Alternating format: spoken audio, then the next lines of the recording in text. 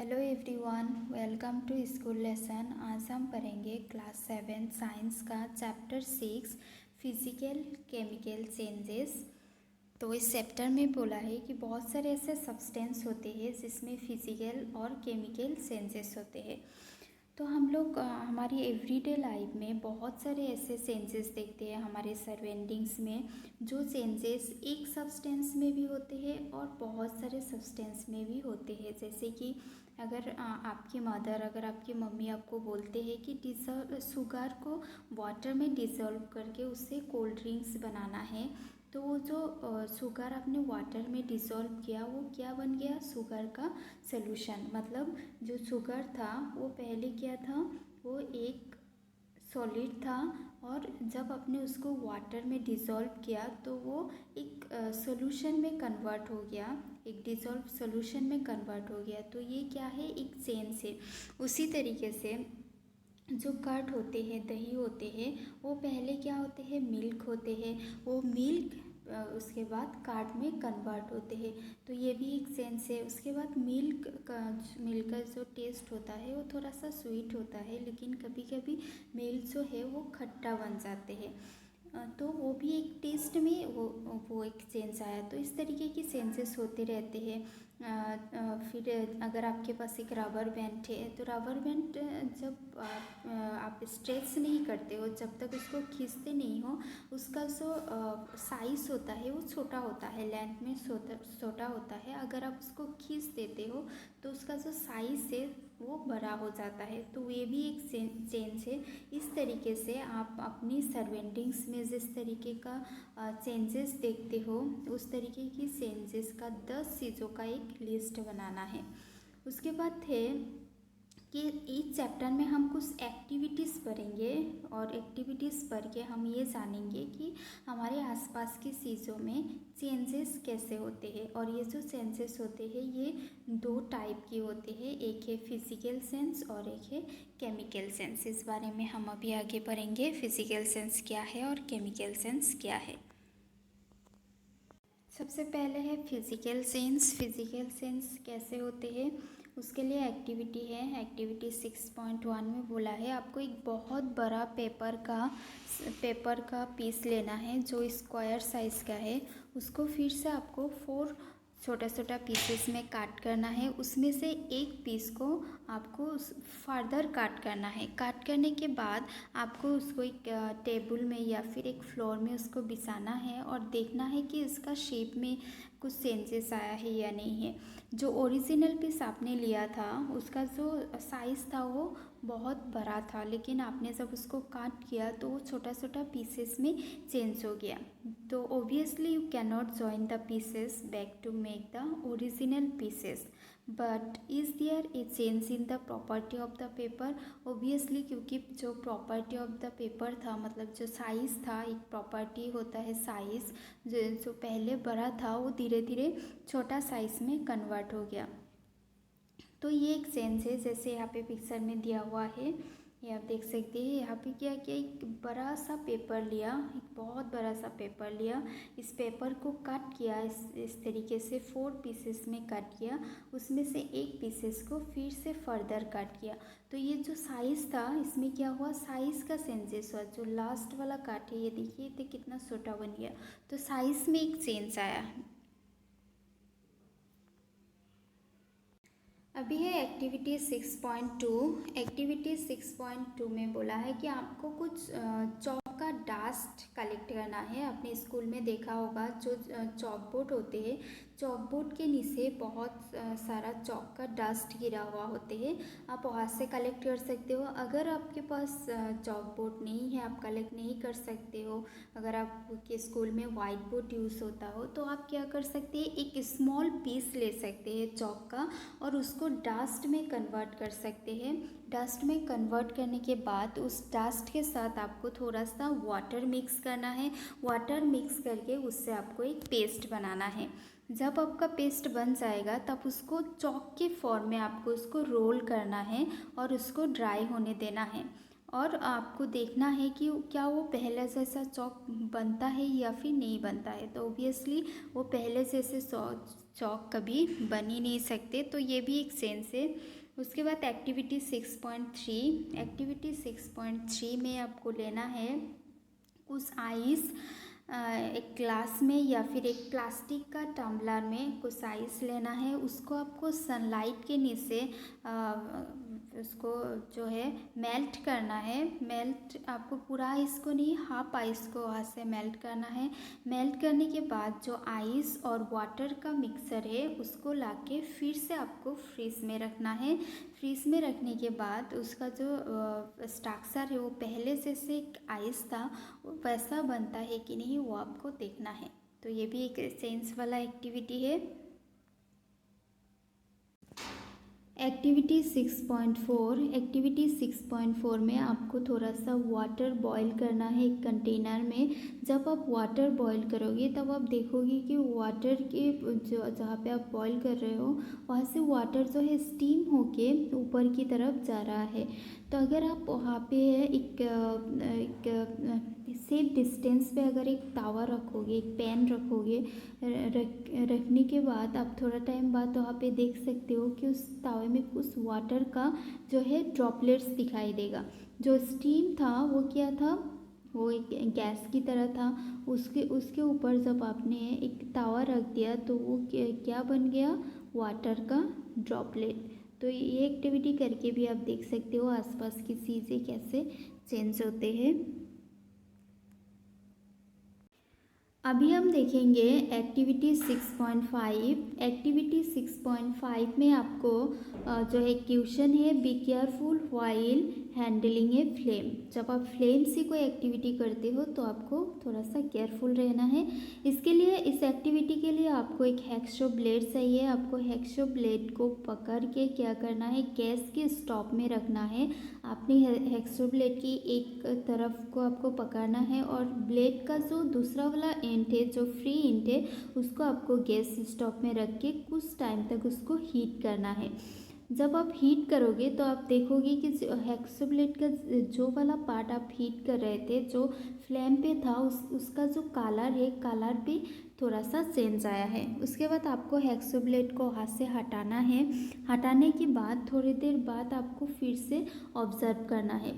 तो आप क्या देखोगे, उसका जो टिप है वो, उसका जो कलर है वो कलर चेंज हुआ है। तो हमने एक्टिविटी 6.1 एंड 6.2 जिसमें हमने देखा कि हमने जब पेपर को काट किया तो वो स्मॉल साइजेस में कन्वर्ट हो गया। उसके बाद हमने चौक वाला एक्टिविटी किया। वहाँ पे क्या हुआ, चौक वाला एक्टिविटी में साइज़ का चेंज हुआ। तो पेपर और चौक वाला एक्टिविटी में साइज़ चेंज हुआ। नेक्स्ट हमने किया था एक्टिविटी 6.3 एंड 6.4। 6.3 और 6.4 में हमने वाटर का एक्टिविटी पढ़ा था। वहाँ पे क्या हुआ था, वाटर जो है लिक्विड से सॉलिड से लिक्विड बना और फिर गैस से लिक्विड बना। तो यहाँ पे क्या हुआ, वाटर का स्टेट चेंज हुआ, उसका जो फॉर्म है वो चेंज हुआ। उसके बाद एक्टिविटी 6.5 में हमने हैक्सो ब्लेड वाला एक्टिविटी देखा। वहाँ पे क्या हुआ, जब हमने हीट किया हैक्सो ब्लेड को तो उसका कलर चेंज हुआ। तो कोई भी एक सब्सटेंस का जो प्रॉपर्टी होते हैं वो होते हैं shape, size, colour and state of the substance. Shape मतलब कोई चीज़ राउंड होते हैं, कोई चीज़ ट्रायंगुलर होते हैं, कोई रेक्टेंगुलर होते हैं, कोई स्क्वायर साइज़ का होते हैं। तो इसको क्या कहते हैं, शेप कहते हैं। फिर साइज़ होते हैं, जैसे कि छोटा होते हैं कुछ चीज़, कुछ बड़ा होते हैं, इसको साइज़ कहते हैं। कलर तो कलर ही होते हैं। और स्टेट मतलब फॉर्म, जैसे सॉलिड से लिक्विड, लिक्विड से गैस, इस तरीके। तो ये चार जो है ये प्रॉपर्टी होते हैं कोई भी एक चीज़ का, शेप, साइज एंड कलर। और इस प्रॉपर्टीज़ को कहा जाता है फिजिकल प्रॉपर्टीज़। और जब फिजिकल प्रॉपर्टीज़ में कोई चेंजेस आ जाते हैं, जैसे अभी हमने एक्टिविटीज़ में देखा फिजिकल प्रॉपर्टीज़ में चेंज आते हैं, तब उसे क्या कहते हैं, physical change. A change in which a substance undergoes a change in its physical properties is called physical changes। physical properties मतलब अगर shape change हुआ, अगर size, color या फिर state of a substance, तब उसको कहा जाएगा physical change। और ये जो फिजिकल चेंज होते हैं, फिजिकल चेंज में कोई भी नया न्यू सब्सटेंस फॉर्म नहीं होते हैं। फिजिकल सेंस में कोई नया सब्सटेंस फॉर्म नहीं होते हैं, बस इसका जो है शेप, साइज, कलर और स्टेट ही चेंज होते हैं। अभी हमारा टॉपिक है केमिकल चेंजेस। हमने फिजिकल चेंजेस पढ़ लिया है, अब हम पढ़ेंगे केमिकल चेंजेस के बारे में। आपने एक चेंजेस तो हमेशा देखते होंगे, रस्टिंग ऑफ आयरन। जो लोहे का सामान होते हैं वहाँ पे रस्टिंग हो जाते हैं, जंग लग जाते हैं। रस्टिंग का मतलब होता है जंग लगना। तो आपने कोई भी अगर लोहे का चीज़, कोई भी लोहे का बना हुआ लोहे का पीस, कुछ भी आप अगर ओपन प्लेस में कुछ टाइम के लिए रख देते हो तो वहाँ पे एक ब्राउनिश कलर का कुछ सब्सटेंस दिखाई देते हैं। ये जो ब्राउनिश कलर का सब्सटेंस है इसे रास्ट कहा जाता है। रास्ट का मतलब होता है जंग, और जिस प्रोसेस से कोई भी एक सब्सटेंस में जंग लगते हैं उस प्रोसेस को कहा जाता है रस्टिंग। कुछ भी चीज़ें, आयरन का गेट्स ऑफ पार्क्स और आयरन का बेंचेस, लॉन्स, गार्डन्स, कुछ भी अगर आप ओपन प्लेस में कुछ टाइम के लिए रख दोगे तो वहाँ पे जो है जंग लग जाते हैं। या फिर आपने घर पे भी देखा होगा बहुत सारे चीज़ें जैसे शॉवेल्स, स्पेड्स, ये सब अगर आप कुछ दिन यूज़ नहीं करते हो, रख देते हो, तो वो एटमॉस्फेयर के जब कांटेक्ट पे आ जाते हैं तो उसमें जंग लग जाते हैं। यहाँ पे इस पिक्चर में दिया हुआ है रस्टिंग ऑफ आयरन। आप देख सकते हो ये जो सारा जो शीश है ये सारा आयरन का बना हुआ शीश है, सब में क्या हुआ है, जंग लग गया है। तो इस तरीके से जब एटमॉस्फेयर के कांटेक्ट पे आते हैं ओपन प्लेसेस में तो इसमें ऐसे ब्राउनिश कलर का हो जाते हैं, जिसे रास्ट कहा जाता है। आपके किचन में जो आयरन का पैन होते हैं जिसे तवा कहते हैं, उस पैन को आप अगर वेट कंडीशन में वाटर के साथ कुछ टाइम तक अगर रख दोगे, कुछ दिनों तक अगर उसको रख दोगे तो वहाँ पे जो है वहाँ पे भी जंग लग जाएगा। और ये जो जंग होते हैं, रस्ट होते हैं, ये आयरन नहीं होते हैं, ये आयरन से कुछ डिफरेंट होते हैं। ये लोहा नहीं होता है, लोहा से कुछ डिफरेंट टाइप का सब्सटेंस होते हैं। तो हम बहुत सारे ऐसे चेंजेस देखेंगे अभी आगे जिसमें से न्यू सब्सटेंस फॉर्म होता है। जो हमने फिजिकल चेंजेस देखा था, फिजिकल चेंजेस में कोई न्यू सब्सटेंस फॉर्म नहीं होते हैं, लेकिन केमिकल चेंज में न्यू सब्सटेंस फॉर्म होते हैं। उस बारे में हम आगे एक्टिविटीज़ में देखेंगे। तो ये जो एक्टिविटी है, एक्टिविटी में एक क्वेश्चन है, जब मैग्नीशियम का रिबन बार्न होते हैं, मैग्नीशियम का रिबन बार्न होता हुआ अगर आप लॉन्ग टाइम तक उसको देखते रहते हो तो वो डेंजरस होते हैं। ऐसा करने से जो है टीचर को एडवाइस करना चाहिए, वही लिखा है।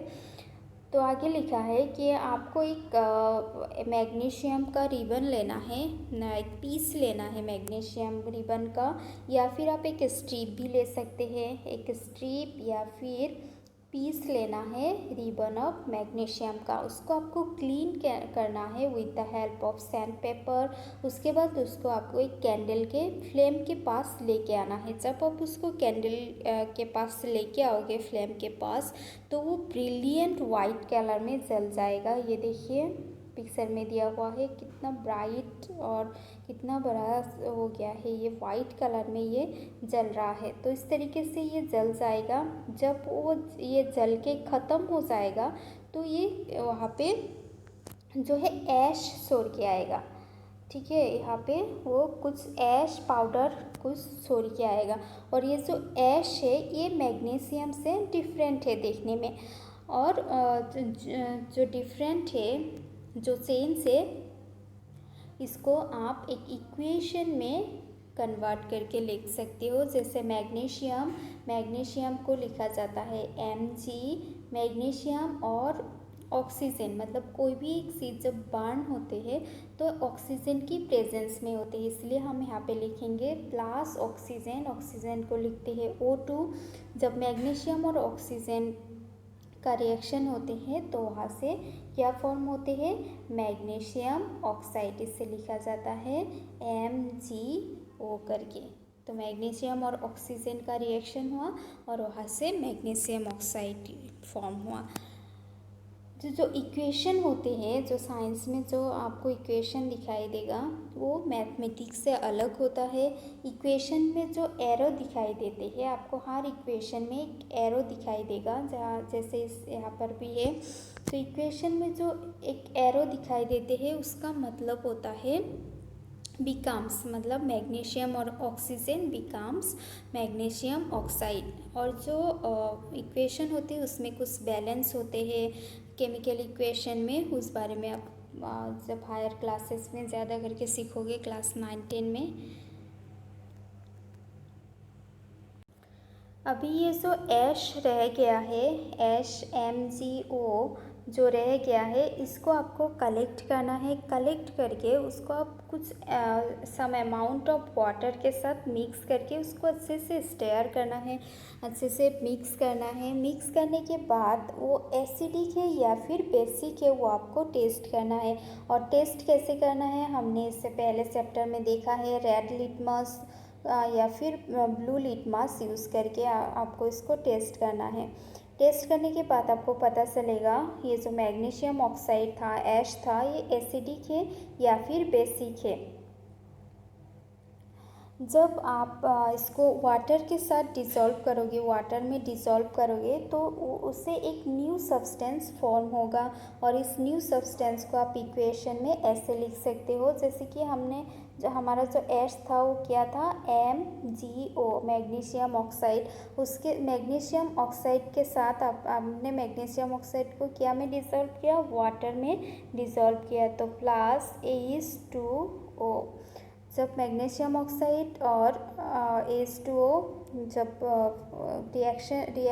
रिएक्शन होगा इसके बीच में, तो वहाँ से फॉर्म होगा MgO2 इम्प्लाइज इट बिकम्स, क्या होगा, पहले आपको लिखना है Mg, यहाँ पे जो है Mg, उसके बाद यहाँ पे ऑक्सीजन हाइड्रोजन कितना है, H2, मतलब हाइड्रोजन 2 है, और ऑक्सीजन यहाँ पे MgO के साथ एक ऑक्सीजन है और H2O के साथ एक ऑक्सीजन है, मतलब 2 ऑक्सीजन है। तो यहाँ पे हम लिखेंगे ऑक्सीजन O, हाइड्रोजन H, इसमें ब्रैकेट लगाएंगे और ये दोनों 2-2 था, तो यहाँ पे लिखेंगे 2।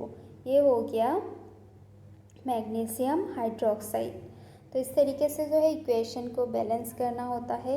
ये आपको अपर क्लासेस में इसका लॉजिक पता चलेगा। तो यहाँ पे क्या बन गया, मैग्नीशियम ऑक्साइड से मैग्नीशियम हाइड्रोक्साइड बन गया। तो जो मैग्नीशियम हाइड्रोक्साइड होते हैं वो एक बेस होते हैं, हमने इससे चैप्टर 5 में पढ़ा है, मैग्नीशियम हाइड्रोक्साइड एक बेस है। तो जो मैग्नीशियम ऑक्साइड बना था पहले, मैग्नीशियम ऑक्साइड क्या कहाँ से बना था, जब हमने मैग्नीशियम का रिबन को बर्न किया था तो वहाँ से मैग्नीशियम ऑक्साइड बना था, जो एक न्यू सब्सटेंस है। उसके बाद जब हमने मैग्नीशियम ऑक्साइड को वाटर के साथ मिक्स किया तो वहाँ से क्या बन गया, मैग्नीशियम हाइड्रोक्साइड। और मैग्नीशियम हाइड्रोक्साइड भी एक अनदर न्यू सब्सटेंस है।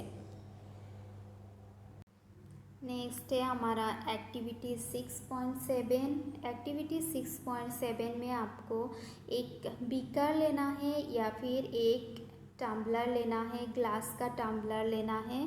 वहाँ पे आपको हाफ बीकर वाटर लेना है। वाटर लेने के बाद 1 टीस्पून फुल करके आपको कॉपर सल्फेट का सोल्यूशन उसमें डालना है।